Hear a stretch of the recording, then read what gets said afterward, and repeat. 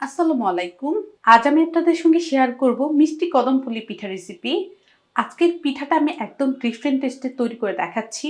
রেসিপিটি ভালো লাগলে অবশ্যই কিন্তু চ্যানেলটাকে সাবস্ক্রাইব করে নেবেন। তাহলে ভিডিওটি শুরু থেকে শেষ পর্যন্ত দেখতে থাকুন। কদম পুলি পিঠা বানানোর জন্য এখানে আমি হাফ কাপ পরিমাণ বাসমতি চাল নিয়েছি। চালটা বাটির মধ্যে নিয়ে নিব। তারপর এখানে নর্মাল পানি দিয়ে চালটাকে 30 মিনিটের জন্য ভিজিয়ে রেখে দিচ্ছি। পিঠার ডো তৈরি করার জন্য চুলার মধ্যে আমি একটা হাঁড়ি বসিয়ে 1 কাপ পরিমাণ পানি দিয়ে দিব। সাথে দিয়ে দিব হাফ চা চামচ পরিমাণ লবণ।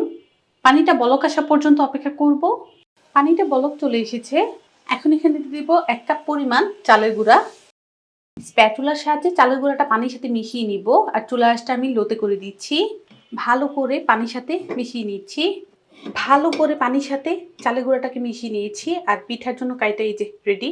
এখন যেটা করব এই কাইটাকে চুলা থেকে নামিয়ে একটা প্লেটে রেখে দেবো ঠান্ডা হওয়ার জন্য। পিঠার পুর তৈরির জন্য আমি এখানে একটা ফ্রাই প্যান নিয়ে নিলাম আর এই ফ্রাই প্যানের মধ্যে 1 টেবিল চামচ পরিমাণ ঘি দিয়ে দিব। অবশ্যই চেষ্টা করবেন পুর তৈরি করার সময় ঘিটা দেওয়ার জন্য, তাহলে কিন্তু পুরটা খেতে ভালো লাগবে। তারপর দিয়ে দিচ্ছি 2টা ছোট এলাচ, 2 টুকরো দারচিনি। এলাচ আর দারচিনিটাকে ঘিয়ের সাথে আমি কিছুক্ষণ ভেজে নিব। এলাচ আর দারচিনিটাকে ঘিয়ের সাথে কিছুক্ষণ ভেজে নিলাম। তারপর দিয়ে দিব এখানে কাজু আর পেস্তা বাদাম। আমি এখানে 6-7টা কাজু বাদাম নিয়েছি আর 6-7টা পেস্তা বাদাম। এগুলোকে এভাবে গুঁড়া করে নিয়েছি। বাদাম কুচিটা অবশ্যই দেওয়ার চেষ্টা করবেন। ঘিয়ের সাথে বাদাম কুচিটাকে আমি মিশিয়ে নিলাম। সাথে দিয়ে দিব 1 কাপ পরিমাণ নারকেল কুড়ানো। সবকিছু আমি 1 মিনিটের মতো ভেজে নিব।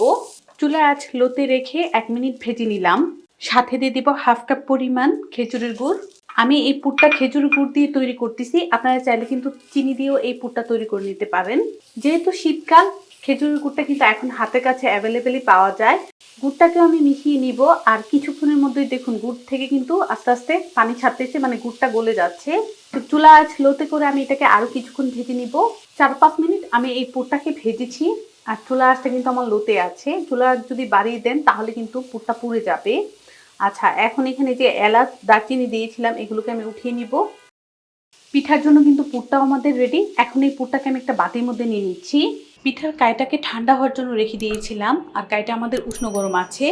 উষ্ণ গরম থাকা অবস্থায় কিন্তু কাইটা আমাদের মথে নিতে হবে। হাতের মধ্যে অল্প করে পানি লাগিয়ে এভাবে আমি এটাকে মথে নিচ্ছি। 1 কাপ চালের গুঁড়ার জন্য কিন্তু আমাদের 1 কাপ পানি লেগেছে। হাত দিয়ে ভালো করে আমি কাইটাকে মথে নিচ্ছি। ভালো করে আমি হাত দিয়ে মথে নিয়েছি আর এই যে দেখুন ডোটা আমাদের ঠিক এমন হবে। এখন যেটা করব, এই ডোটাকে কিন্তু এভাবে খোলা অবস্থায় রাখবেন না। কিচেন টিস্যু দিয়ে না হলে একটা ঢাকনা দিয়ে ঢেকে রেখে দিতে হবে। যদি খোলা অবস্থায় রেখে দিই তাহলে কিন্তু উপরটা ড্রাই হয়ে যাবে। পুরটাকে নামিয়ে রেখে দিয়েছিলাম ঠান্ডা হওয়ার জন্য আর পুরটা আমাদের ঠান্ডা হয়ে গিয়েছে। এখন যেটা করব, এই পুর থেকে আমি অল্প করে নিয়ে ঠিক এভাবে গোল গোল করে নিব। দেখুন কেমন করতেছি, এরকম গোল শেপ তৈরি করে নিচ্ছি। এভাবে আমি সবগুলো বানিয়ে রেডি করে নিব। সবগুলো আমি এরকম গোল গোল করে বানিয়ে রেডি করে নিয়েছি। পিঠা তৈরি করার জন্য যে ডোটা আমি রেডি করে রেখে দিয়েছিলাম সেই ডো থেকে আমি অল্প করে নিয়ে নিচ্ছি।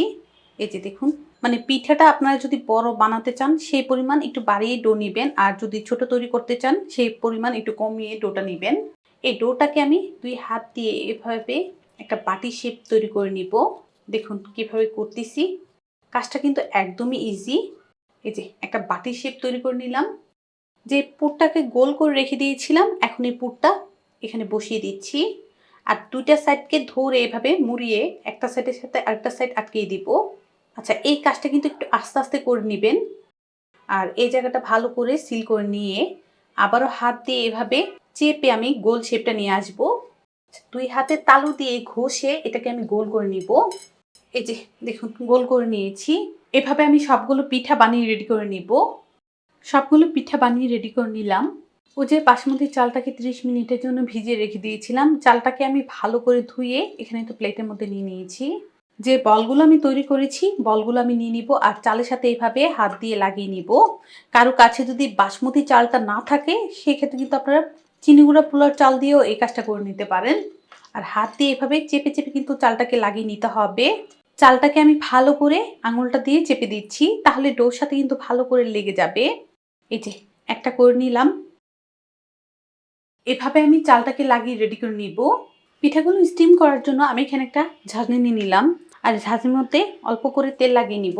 হাত দিয়ে ভালো করে তেলটাকে আমি লাগিয়ে নিচ্ছি, লাগিয়ে নিলাম।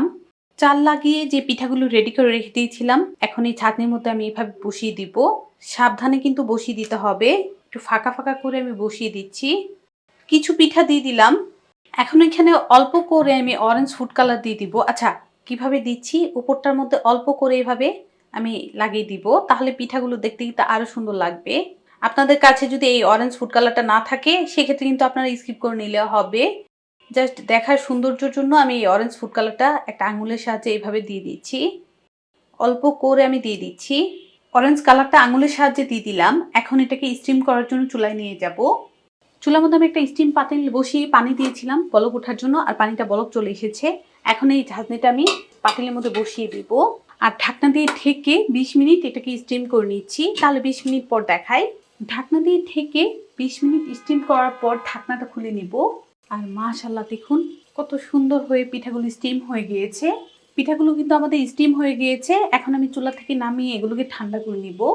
পিঠাগুলো যখন কিছুটা ঠান্ডা হয়ে গিয়েছে, এখন উঠিয়ে আমি একটা প্লেটের মধ্যে পরিবেশন করে নিচ্ছি। দেখলেন তো মাশাআল্লাহ, কত সুন্দর আর মজার কদম পুলি রেডি। ভালো লাগলে অবশ্যই একটা লাইক দিবেন, শেয়ার করবেন। সবাই ভালো থাকবেন, সুস্থ থাকবেন, আমার জন্য দোয়া করবেন। আল্লাহ হাফেজ।